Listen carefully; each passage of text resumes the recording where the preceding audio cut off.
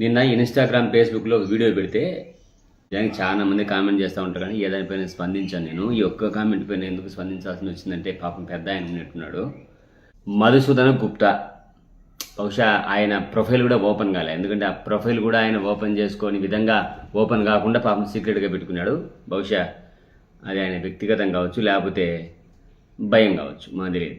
కానీ ఆయన చెప్పిన కామెంట్ ఏమిటి అంటే, ఇంత చదువుకునేవు కదా నువ్వు, ఒకసారి ప్రభుత్వం ఉద్యోగం తీసివేయడం కుదరదు కదా, సచివాలయంలో ఉన్నటువంటి ఉద్యోగులందరూ ఊరికి కూర్చోబెట్టి జీతాలు ఇస్తూ ఉన్నారు, వాళ్ళ వల్ల బొట్టు ఉపయోగం లేదు. ఏమి వచ్చిన ఉద్యోగాలన్నీ కూడా, సచివాలయ ఉద్యోగాలన్నీ కూడా 90% మంది వాళ్ళకి ఇచ్చుకునే అంతకుముందు సాయిరెడ్డి చెప్పినాడు. మరి ఇవన్నీ ఏకంగా మీ హయాంలో గ్రూపుని ఎంత బాగా అమలు చేశారు, ఇప్పటి కోర్టులో తిరుగుతూ ఉన్నారు. మీరు ఏ రకంగా ఉద్యోగాలు ఇచ్చారో మీ నిర్వాహకం అంతా బయట పెడితే ఇప్పుడు ఉన్న ఉద్యోగులు అందరూ బయటికి వెళ్ళిపోవాలా అని పెట్టాడు. అంటే ఆయన ఉద్దేశం ఏమిటంటే, సచివాలయ ఉద్యోగులందరూ ఖాళీగా ఉన్నారు, వాళ్ళ 90% మంది జగన్మోహన్ వాళ్ళకి ఇచ్చుకున్నాడు, గ్రూప్ 1లో ఫ్రాడ్ జరిగింది అని చెప్పినాడు. పెద్ద ఆయన కదా, కొంచెం గౌరవంగానే ఆయన సమాధానం చెప్పాలా.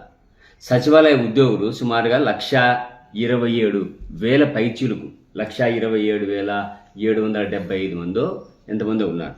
సుమారు 15,004 గ్రామ సచివాలయాలు, వార్డు సచివాలయాలు కలిపి ఉన్నాయి. జగన్మోహన్ రెడ్డి మంజూరు చేసినట్టు ఇవన్నీ వాళ్ళందరూ ఖాళీగా కూర్చో ఉన్నారు, ఏం ఉపయోగం లేదు కదా అంటాడు ఆయన.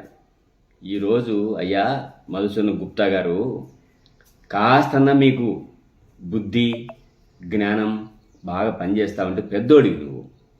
ఈరోజు అంతకుముందు జగన్మోహన్ రెడ్డి గారు రీసర్వే చేస్తే పొలాలని జగన్మోహన్ రెడ్డి ఆక్రమించుకుని ప్రచారం చేసినారు కదా. ఈరోజు గ్రామ సచివాలయ ఉద్యోగులు లేకపోయి ఉంటే రాష్ట్ర వ్యాప్తంగా భూ సర్వే సక్సెస్ఫుల్గా జరిగేదా? అది కేంద్ర ప్రభుత్వం స్కీమ్, అది జరిగేదా చెప్పు. తర్వాత ఈరోజు ఎన్నికల కమిషన్ జరిపింది, సచివాలయ ఉద్యోగులే కదా చేసింది. ఈరోజు సచివాలయ ఉద్యోగులు లేకపోయి ఉంటే ఆంధ్రప్రదేశ్లో కానీ భూ సర్వే కానీ ఇంత బాగా జరిగేదా? సమాధానం చెప్పు. వాళ్ళ కూర్చొని ఊరికి తింటారా జీతాలు?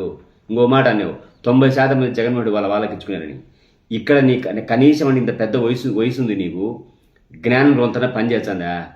అంత పారదర్శకంగా ఉద్యోగాలు జరిపితే మరి సచివాలయ ఉద్యోగాలు అంత 90% మంది వాళ్ళకి ఇచ్చుకుంటే ఆపుతూ మరి ఎందుకు ఈ కూటమి ప్రభుత్వం నాయకులందరూ ఎందుకు రచ్చ రాయబారాలు చేయలే, ఎందుకు ఉద్యమాలు చేయలే, ఎందుకు కోర్టుకు పోలే? కాస్తన్నా బుద్ధి పనిచేస్తే సమాధానం కూడా చెప్పాలా. ఊరికి ఏదో పెడితే అది మాట్లాడడం కాదు, అర్థమైందా?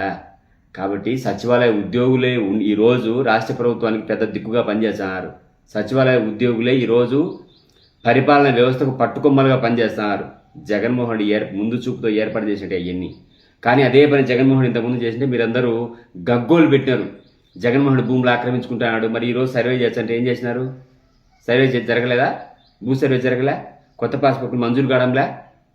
కేవలం పాస్బుక్లో జగన్మోహన్ రెడ్డి తన ఫోటో వేసుకుంటాని ఇదంతా చేసి రచ్చ రాయబారాలు చేసి మీరు ప్రజల ముందు జగన్మోహన్ రెడ్డి అంతా అన్యాయంగా మాట్లాడి దుమ్మెత్తిపోసి ఇవన్నీ చేసినారు. ఎందుకు ఇవన్నీ? ఊరికే సచివాలయాలు 15,000 సచివాలయాలు, 1,27,178 సచివాలయాల ఉద్యోగులు ఈరోజు రాష్ట్ర ప్రభుత్వానికి గుండెలాగా పనిచేస్తూ ఉన్నారు.